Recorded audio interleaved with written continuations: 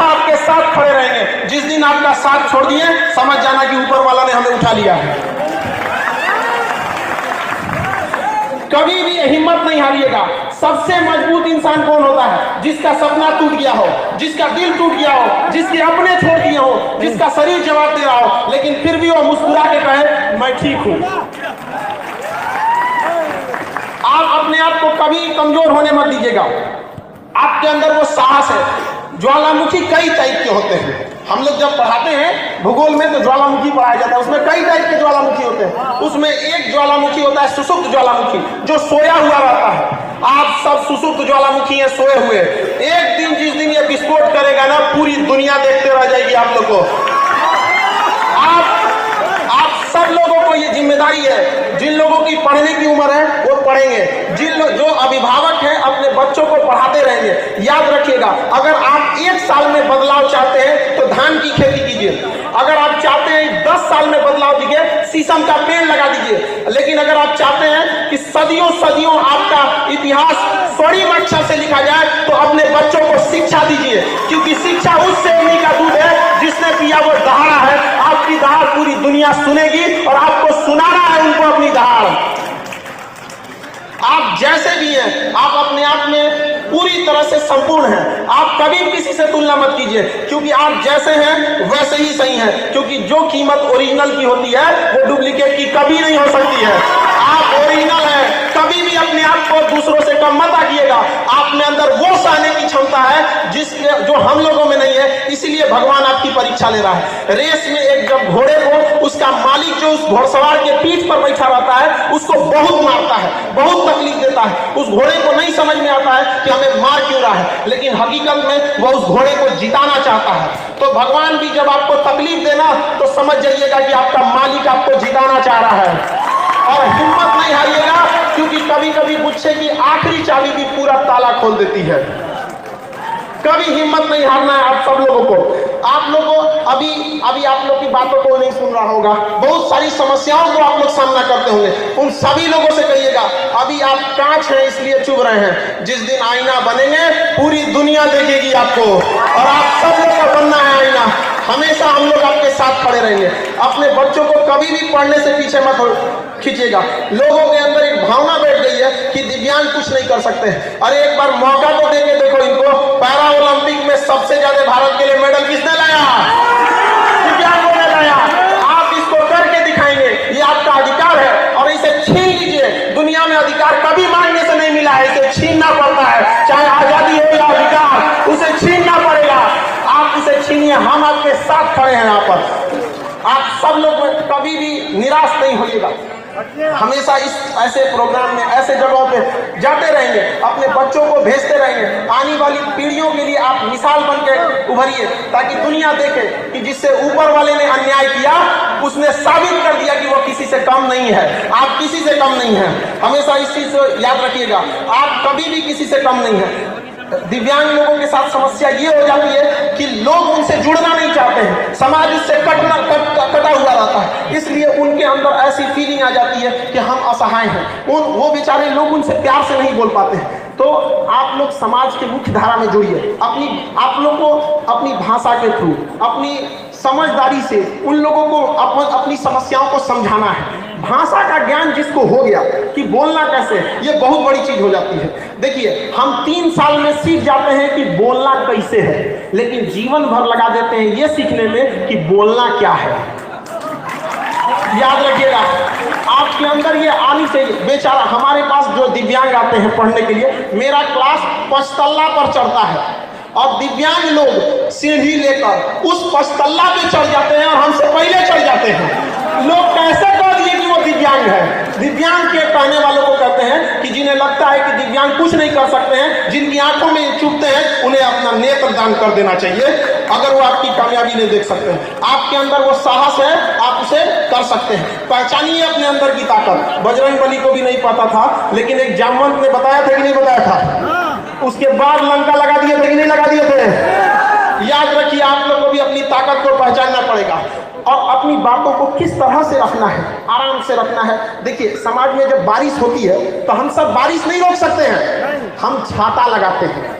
बारिश तो नहीं रुक सकता है। तो समाज अगर आप लोगों को स्वीकार नहीं कर रहा है तो अपनी बातों को सहजता से उन्हें पहुंचाइए कि हाँ हमारे साथ अन्याय हुआ है, अगर आप भी हमारा साथ नहीं देंगे तो हम मोहताज नहीं हैं, पढ़ लिख कर हम छीन लेंगे रोटी कपड़ा मकान, लेकिन हमको शिक्षा हर हाल में चाहिए और शिक्षा से कभी वंचित नहीं रहिएगा आप लोग। हाँ थोड़ा सा हम ये जरूर कहेंगे कि अपनी बातों को किस तरह से रखना है, इसको थोड़ा सा समझदारी से कि कैसे प्रभावी ढंग से रखा जा सकता है। लफ्जों की हिफाजत, हमारी जुबान की हिफाजत अपने धन दौलत से ज्यादा करनी चाहिए, क्योंकि जीव ही एक ऐसी जगह है जहां पर अमृत और जहर दोनों रहता है।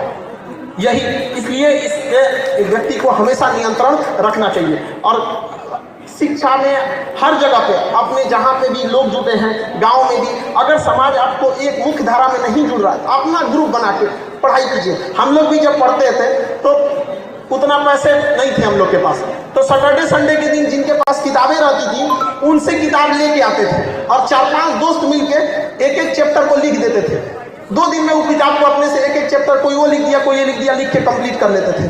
तो अभी आप लोग भी उस तरह से ग्रुप बना के पढ़िए, जहां कहीं पे भी हैं आप सब लोगों को पढ़ना है। कितने लोग ऐसे हैं जो कहते हैं अपने बाल बच्चों को हम पढ़ाएंगे, यहाँ पर सारे लड़कों लोग को उठाना है। जो आपको पढ़ने से रोके उसको कहना है, जब खान सर नहीं रोकते हैं तो आप कहाँ के टीचर हैं जो आप रोक देंगे, आपका अधिकार है, आप उसको छीन लीजिए। यहाँ पर अंग्रेज भी हमें आजादी नहीं दे रहे थे सब, लेकिन क्या हम लोग मांगे? छीन लिए। वहां पर आपका भी अधिकार है, आप अपने अधिकार को छीन लीजिए यहाँ पर। और समाज के हिसाब से बहुत समाज की परवाह मत कीजिएगा। ये समाज ऐसा है कि जो गांव के छोटे डॉक्टर होते हैं उनको समाज झोला छाप कहता है। अरे इन समाज के लोगों को कहते हैं कि जिन्हें आप झोला छाप डॉक्टर कहते हैं ना, भारत के 80% मरीजों का इलाज वही करते हैं। ये अमीरों के लिए बने हैं जो बड़े बड़े अट्टालिकाओं में जो डॉक्टर बैठे रहते हैं। तो जब समाज उन लोगों को नहीं छोड़ा तो आपको क्या छोड़ेगा? लेकिन समाज की परवाह नहीं करना है। समाज क्या सोचेगी ये भी अगर हम ही लोग सोचने लगे तो फिर समाज क्या सोचेगा? है कि नहीं? हम तो सोचने दीजिए, तुम जो सोचना है तुम सोचते रहो, हमें जो करना है हम करके दिखाएंगे। देखिए हमेशा जिंदगी एक रेस है। रेस चाहे घोड़े की हो, रेस चाहे गाड़ी की हो, चाहे रेस जिंदगी की हो, जीतेगा वही जो समय समय पर अपना गियर बदलते रहता है। तो गियर बदलते रहिएगा, जहां जरूरत 1 नंबर का 1 नंबर, अब प्रेम से ना मांगे तो टॉप गियर लगा कर रौंद देंगे, लेकिन आगे बढ़ने से कोई नहीं रोक सकता है। अगर रास्ते में गड्ढा आए तो छलांग लगाना सीखिए, छलांग लगाना सीखिए उसको, लेकिन कभी भी मंजिल से पीछे मत हटिए। यहाँ पर कभी भी किसी चीज को, जो विद्यार्थी है उन सबको यही कहना चाहिए कि किसी चीज को कल के लिए मत टालिए। जिसने कहा कल, दिन गया कल। जिसने कहा परसों, बीत गए परसों। जिसने कहा आज, उसी ने किया राज। आज से आप सब लोगों को आगे बढ़ते रहना है। और शिक्षा कभी गरीबी वगैरह आपका रास्ता नहीं रोक सकती है। जब हम पटना आए थे तो हमारे पास बहुत सारा विडंबनाएं हुई, मेरे साथ भी कई लोगों ने छल कपट भी किया यहाँ पर। तो मेरे पास केवल 40 रुपए बचे थे। तो जब 40 रुपए लेकर खान सर बन सकते हैं तो आप में से भी कोई बैठा है जो नेक्स्ट खान सर बनेगा। यहाँ पर अपना हिम्मत कभी नहीं हारते रहना है। हम एक चीज जरूर कहना चाहेंगे कि हम आप लोगों से एक पहली बार ये बात हम सबके सामने रखने जा रहे हैं। हमारी दिली इच्छा है, हमारी हार्दिक इच्छा है कि चंद्रमा पर पांव अगर किसी दिव्यांग का पड़े तो वह भारत से गया हो दिव्यांग। क्या यह मेरा सपना पूरा होगा कि नहीं होगा? बिल्कुल पूरा होगा। पूरी दुनिया देखेगी कि अगर चंद्रमा पर पहला दिव्यांग का पांव पड़ा तो कहां से गया था? भारत से गया था। इसलिए आप लोग को हमेशा निरंतर आगे बढ़ते रहना है। कभी भी याद रखेंगे, किसी के सामने बहुत ज्यादा हाथ भी फैलाने की जरूरत नहीं है। किसी को इतना भाव मत दो कि आपको रद्दी का भाव समझने लगे। आप में किसी की कमी है, अधिकार छीनना पड़ेगा। और हम यहाँ जरूर सरकार से भी एक बात मांग करना चाहेंगे कि अब तक महिला आयोग है, SC/ST आयोग है, अल्पसंख्यक आयोग है, दिव्यांग आयोग कब बनेगा? दिव्यांग अपनी बात कहाँ करेंगे? किसके पास कहेंगे? दिव्यांग आयोग होना चाहिए कि नहीं होना चाहिए? दिव्यांगों में क्या कमी है? जब वो पैरा ओलंपिक में ओलंपिक से ज्यादा मेडल ला सकते हैं तो वो कर सकते हैं। तो इसके लिए भी दिव्यांग आयोग होना चाहिए। हम यहाँ जरूर एक चीज याद दिलाना चाहेंगे, संविधान में लिखा गया है कि अनुच्छेद 331 में और अनुच्छेद 333 में 331 में लिखा गया है कि संसद में कम से कम 2 एंग्लो इंडियन रहेंगे और 333 में लिखा गया है कि विधानसभा में 1 एंग्लो इंडियन रहेंगे। एंग्लो इंडियन जानते हैं किसे कहा जाता है? जब देश गुलाम था तो उनके जो बाल बच्चे हुए अंग्रेजों के, यूरोपियों के, जब अंग्रेज चले गए तो उनके अधिकार के लिए लोकसभा में 2 सीटें हैं और विधानसभा में 1 सीटें हैं। अब वो सीट खत्म की जा रही है, लेकिन वो सीट आप बताइए कि वो दिव्यांगों को दिया जाना चाहिए कि नहीं देना चाहिए? देना चाहिए। इसके लिए आवाज आपको उठाना पड़ेगा। जब तक आप आवाज वहां जाके नहीं उठाएंगे कोई नहीं सुनने वाला है। हम लोग आवाज उठाए थे तो 12 को FIR ठोक दिया लड़कों के आवाज उठाने के लिए, लेकिन उनको क्या पता है कि जो FIR कर रहे लोग कि वो लोग आग को, सोना को आग से डरा रहे हैं कि तुमको जला देंगे। अरे कौन सी जलेगा? सोना को तुम आग से जलाएगा? जलेगा कभी?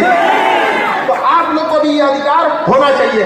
आग है, आप ज्वालामुखी हैं, अपने आप को पहचानिए, ये आपका मांग है, ये हम भी कहना चाहिए। क्योंकि समय का अभाव है इसलिए हम सब समझते हैं कि थोड़ा समय का अभाव है, लेकिन हम आप सबसे एक बात कहना चाहता हूं, जल रही है पीर पर्वत सी पिघलनी चाहिए, इस हिमालय से भी ये गंगा निकलनी चाहिए। आज ये दीवार कागज की तरह हिलने लगी है, शर्त ये है कि बुनियाद हिलनी चाहिए।